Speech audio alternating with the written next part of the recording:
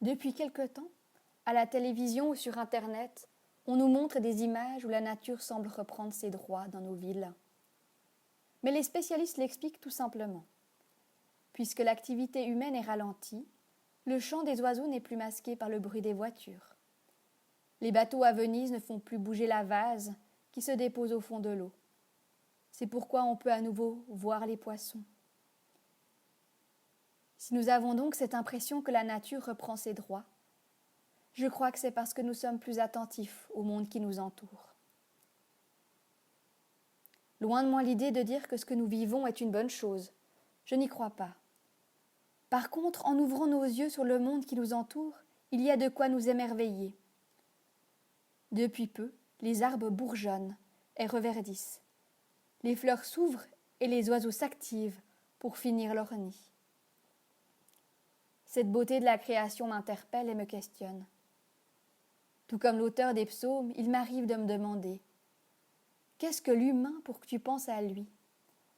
Qu'est-ce qu'un être humain pour que tu prennes soin de lui ?»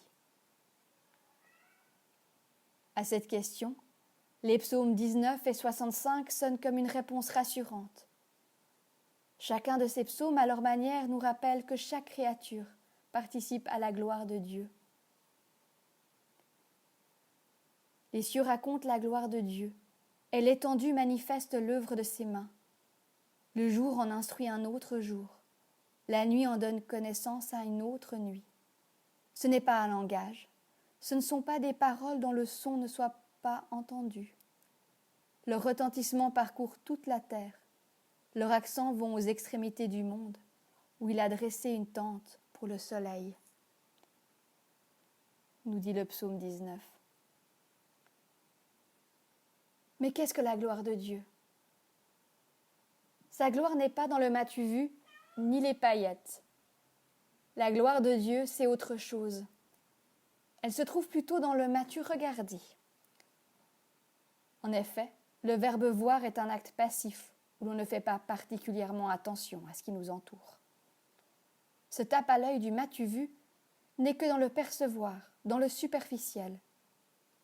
Tandis que la gloire de Dieu est active, elle porte son attention sur tous les êtres vivants, dont l'être humain.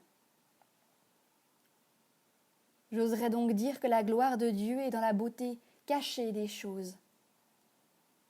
La gloire de Dieu se trouve dans le vol d'un moineau, dans un ciel bleu parsemé de nuages aux formes diverses, ou encore dans la pluie qui vient abreuver la terre asséchée.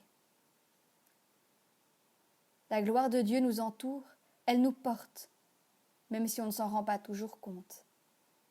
Elle nous surprend aussi au détour d'un rire d'enfant ou d'un regard amoureux entre deux personnes.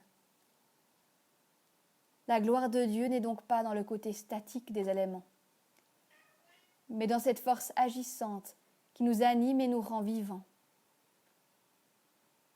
En effet, rendre gloire à Dieu, c'est oser se laisser transformer. C'est prendre le temps de vraiment regarder ce qui nous entoure, c'est-à-dire la nature et les créatures. C'est surtout continuer à participer à cette création.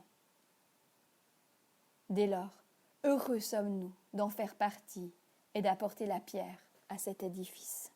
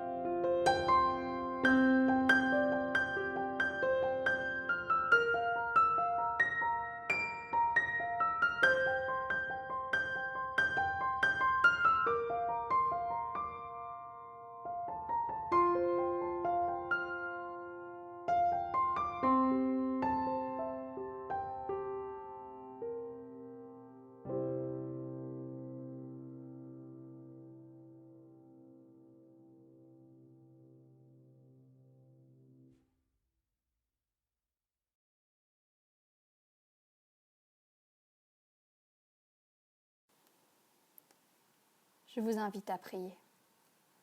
Ô Éternel, dont j'entends la voix dans le vent et dont le souffle donne la vie au monde, écoute-moi. Puissent mes pas me porter dans la beauté.